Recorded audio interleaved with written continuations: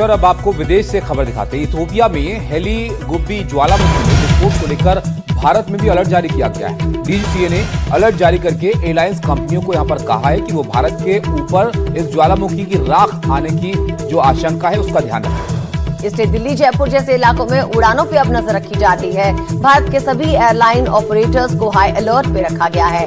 तो ये ज्वालामुखी जो है 10,000 सालों के बाद फटा है और इसकी राख जो है अब वो एयर ट्रैवल में मुसीबत का कारण बन सकती है और इसी की वजह से भारत के ऊपर इस ज्वालामुखी की राख आने की आशंका जताई जा रही है, जिसकी वजह से दिल्ली जयपुर जैसे इलाकों में उड़ानों पे अब नजर रखी जाएगी।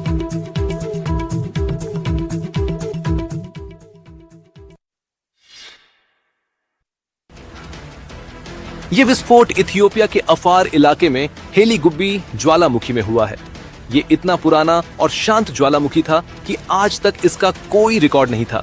हालांकि अभी तक इस घटना में किसी की मौत नहीं हुई है, लेकिन यमन और ओमान की सरकार ने लोगों को सावधानी बरतने को कहा है।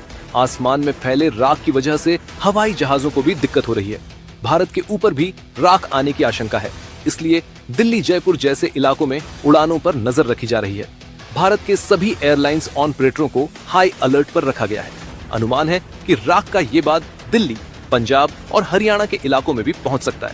इस बीच भारत के डीजीसीए ने एयरलाइंस के लिए गाइडलाइंस जारी की है, जिसमें कहा गया है कि एयरलाइंस राख से प्रभावित क्षेत्रों और फ्लाइट लेवल से हर हाल में बचें। हालांकि फिलहाल ज्वालामुखी शांत होता दिख रहा है, लेकिन विशेषज्ञों का कहना है कि शील्ड वॉल्केनो में शुरुआती विस्फोट के बाद कभी-कभी दोबारा धमाके भी हो सकते हैं। और अब आपको दिखाते हैं दिल्ली एनसीआर में पोल्यूशन से जुड़ी 5 बड़ी खबरें।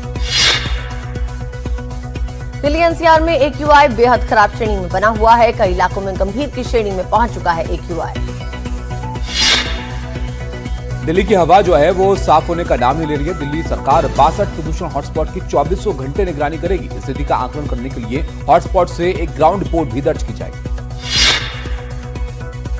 बढ़ते प्रदूषण को लेकर दिल्ली सरकार का बड़ा फैसला सामने आया। दफ्तरों को तत्काल प्रभाव से 50% वर्क फ्रॉम होम का आदेश सरकारी के साथ निजी दफ्तरों को भी अपनानी होगी व्यवस्था।